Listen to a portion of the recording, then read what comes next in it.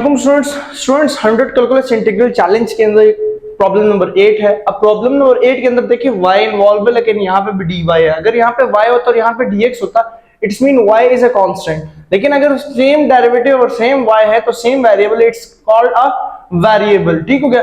अब इसे हम लोग ना इस मैथमेटिक्स की जुबान में डमी वेरिएबल भी कह सकते हैं। मतलब हम डमी वेरिएबल ऐसे कि हमारे पास यहाँ पे y भी यूज हो सकता है, x भी हो सकता है, z भी हो सकता है, t भी हो सकता है, p भी, और साथ अगर dy है तो इट्स मीन अगर यहाँ पे फॉर एग्जांपल मैं x यूज करता हूँ ना फॉर एग्जांपल, तो ये x हमारे पास कांस्टेंट की तरह ट्रीट होगा, y वेरिएबल की तरह ट्रीट होगा। ठीक हो गया। तो ये कॉन्सेप्ट आप लोगों ने याद रखना है। अब इसकी सिंप्लीफिकेशन देखिए कैसे करनी है, इंतहाई आसान है। पहले हमेशा ना डेरिवेटिव लेने से पहले और इंटीग्रेशन लेने से पहले ना आप इसकी सिंप्लीफिकेशन कर लिया करें। ठीक है, इंटीग्रेशन से पहले सिंप्लीफिकेशन कर लिया करें तो आपका सवाल सॉल्व इजीली हो जाएगा। सही है।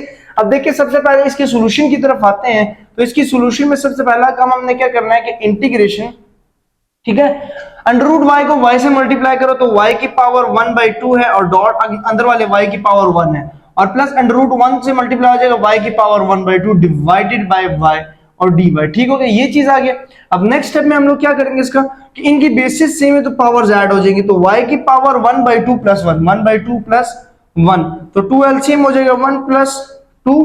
ठीक है, तो 3/2 आ जाएगा हमारे पास। क्या आ जाएगा, y की पावर 3/2 प्लस y की पावर 1/2 डिवाइडेड बाय y और dy। ठीक हो गया, ये चीज आ गई। अब नेक्स्ट ये करते हैं कि इस y को इस पे भी डिवाइड कर लेते हैं और इस y को इसके ऊपर भी डिवाइड कर लेते हैं।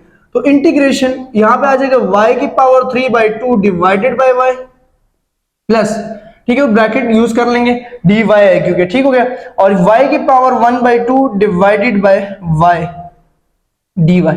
ठीक हो गया, यहां तक समझ आ गया। अब next step is very important क्योंकि नीचे वाली वैल्यूज ऊपर आ जाएंगे। देखो यहां से क्या हो जाएगा हमारे पास कि देखिए इंटीग्रेशन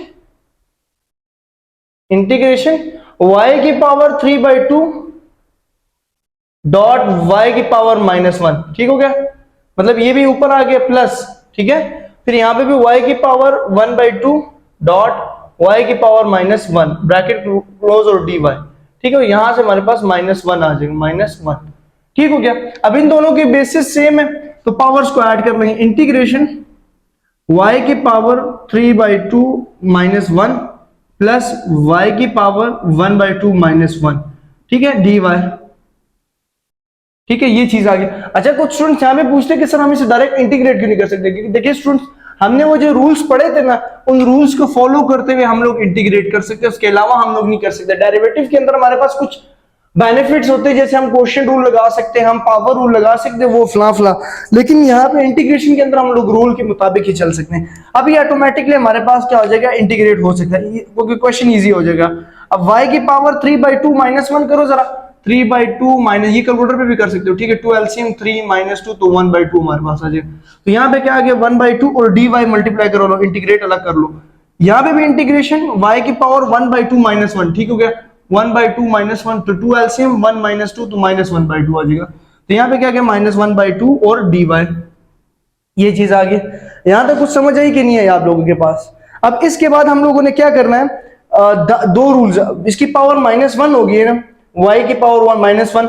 अब इसकी पावर को शुरू में ला के और वो सारा कॉन्सेप्ट जो हम लोगों ने रूल सीखा था ना, रूल हमारे पास क्या था कि अगर आपके पास यहाँ पे रूल सीखे, अगर फंक्शन है, ठीक है, और पावर में n है और उसका आगे डेरिवेटिव मौजूद है, so you can write function की पावर में ऐड कर लो और उसी पावर को नीचे लिख लो और प्लस सी। यही रूल हम यहाँ पे भी अप्लाई करेंगे क्योंकि ये फंक्शन है y और y का डेरिवेटिव 1 है, क्योंकि dy यहाँ पे ये फंक्शन है और उसका डेरिवेटिव 1 है तो आगे 1 मौजूद है। तो हम क्या कर सकते हैं यहाँ पे कि इसकी पावर में डायरेक्ट ऐड कर लेंगे। तो y की power 1/2 plus 1 divided by 1/2 plus 1 plus, फिर यहाँ पे भी ऐसे इट इज y की power -1/2 plus 1 -1/2 plus 1 plus c। ठीक हो गया, ये चीज आ गई। अब इसके बाद इसकी सिंप्लीफिकेशन करो, 1/2 प्लस 1, तो 1/2 प्लस 1 हम लोग करेंगे, आप कैलकुलेटर पे भी कर सकते हो, तो ये 3/2 आ जाएगा। ठीक है, ये आ गया 3/2, तो इसकी जगह आ जाएगा 3/2।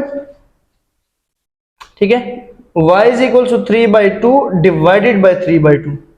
ठीक हो गया, इक्वल का साइन इधर आ जाएगा, फिर प्लस ये -1, इसकी पावर को भी सॉल्व करो, y की power 1/2 divided by 1/2 plus c।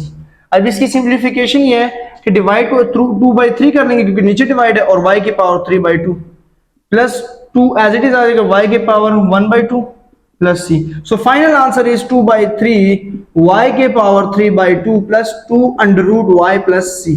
ये इसका क्या आ जाएगा स्टूडेंट्स, ये इसका आंसर आ गया। ठीक हो गया। तो हम इस तरह इसको इंटीग्रेट कर सकते हैं विदाउट एनी प्रॉब्लम।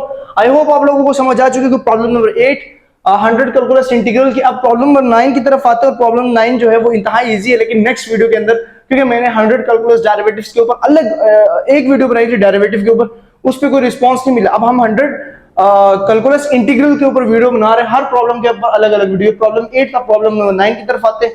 चैनल नहीं सब्सक्राइब की तो सब्सक्राइब कर दीजिए फॉर मोर वीडियोस के लिए। शुक्रिया, अल्लाह हाफिज।